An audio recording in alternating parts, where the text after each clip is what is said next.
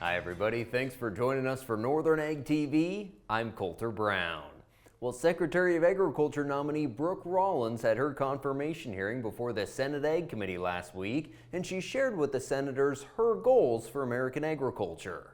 First, we must ensure that the disaster and economic assistance authorized by Congress is deployed as quickly and as efficiently as possible. Second, we must work with the great men and women of USDA, the stakeholder communities, and state leaders, my deep background in state policy, to immediately and comprehensively get a handle on the state of animal disease outbreaks. Third, we must immediately begin to modernize, realign, rethink the United States Department of Agriculture, responding to the clear needs and the desires of the American people as set forth so well by the President of the United States over this last historic week. Rollins suggested more farm payments may be the administration's answer to a potential trade war. She agreed with senators that farmers want trade and not aid, but if President Trump's tariffs result in a trade battle, they're prepared for more market facilitation payments. We are prepared to execute something similar if approved, if confirmed, but also working with the White House to ensure that we can close those holes for our farmers and ranchers moving forward. Well, North Dakota State Extension has released their commodity price projections for 2025 and clear out to 2030.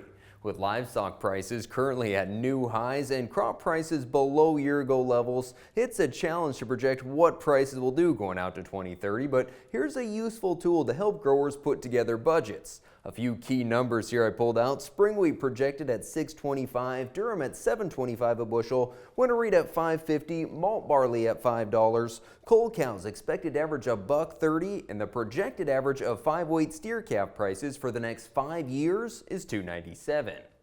Well, at the recent American Sheep Industry Convention, Wyoming rancher Brad Boner passed the president's gavel to Montana producer Ben Lehfeldt.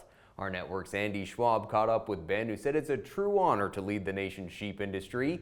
He said they had a great turnout at this year's convention and covered a lot of important sheep industry topics. It was an energetic convention. We need some work on our lamb prices for sure and our wool prices, and we had a lot of good discussions around that. We had 3 major discussions on lamb imports and tariffs, some research on if we were successful with the tariff, what would it look like? Would it be positive? Would it be negative for our U.S. industry in terms of the future? So give us a real good idea on whether we should move forward or what our options are. And Wyoming Governor Mark Gordon will visit Gillette and Sheridan today for a pair of community forums to discuss his fire restoration and recovery goals in the supplemental budget. The governor, along with other state leaders, will discuss proposed funds to be used to restore hay, forage, and fences lost to last summer's fires. Those fires devastated over 850,000 acres. And unlike most years where fires burned on federal lands, this year about 70% of the damage occurred on private land. Expenditures for fighting fires exceeded $55 million, fully wiping out designated firefighting funds. Thanks for joining us this morning. We'll be back to talk about the latest Cattle on Feed report after this. From the beginning, we've worked closely with farmers. BNSF's ties to the agricultural community go back 175 years. Together, we've innovated to make the U.S. agriculture supply chain one of the most efficient and productive in the world. Our strong relationship powers BNSF still today and helps us move the nation like no one else can. At BNSF, we move the nation for you. Talking with someone that you know is stressed out, those are difficult things to approach, but if you're good friends with those people, reach out and say, I'm here to talk to you. We can find somewhere to get some assistance. It's hard to get involved, but at the same time, you want to just say, hey, there is help available. For more tips in dealing with stress in agriculture or for free counseling for egg producers, visit beyondtheweather.com. Well, what a week we're coming off in the cattle futures, both live and feeder cattle breaking through resistance levels. I thought we'd see some profit taking, but no, they just continued higher. $8 gains for the live and feeder cattle last week, undeterred by box beef prices that did work lower.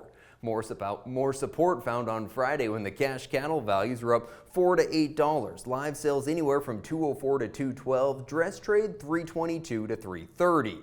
And some bullish cattle on feed numbers coming in. Inventory was projected to be just narrowly lower, but actually came in 1% lower. That was because placements were very bullish, forecasts up 1.8%, the actual figure down 3% from last year. Marketing is coming in pretty close to where they were projected at 1% higher. At Stockman's Livestock Exchange in Dickinson, feeder steers sold $5 to $10 better. 550 to 600 pounders averaged $3.53, a top at $3.69. 6 to 6.5 weight steers range in $3.25 to $3.40, upper 6 weights from $3.14 to $3.26. A lower lamb market in St. Onge with 70-pound lambs from $2.40 to $2.59, 80-pounders $2.27 to $2.36, 90-pound lambs $1.90 to $1.99. And early week gains in the grain market kind of got whittled away as the week wore on. Friday, the market reacted bearishly to better weather in South America and Argentina's decision to lower export taxes on egg products. Wheat still did manage to finish the week higher, with March winter wheat at $5.59, spring wheat at $5.95. Thanks for joining us for today's Ag News. I'm Coulter Brown. Have a good one.